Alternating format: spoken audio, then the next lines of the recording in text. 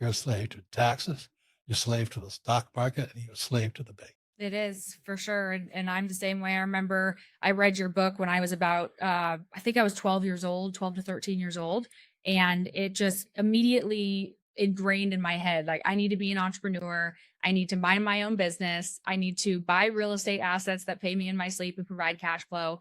And I still had the fear, like the poor dad fear of go to college, get a job, get a degree, go do these things. And I went down that path and I did that. And I remember that very first check I was, 60 hours a week working. The first check, I had half of it after 401k, taxes, insurance, all of that crap. And I knew so quickly, I was like, this is slavery. And no matter, and I was an engineer getting paid a high job. Yeah. And I was like, no matter how hard I work, I will never be free if I am living here in corporate America. And I use that lesson to learn how to run a business. I use that lesson, a real world lesson, to learn how to run a large $1 billion company.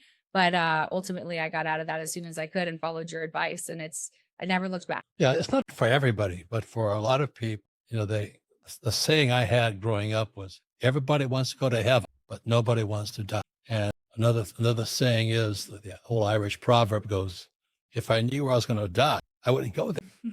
And so I always know I'm going to die in school because my spirit was killed in school.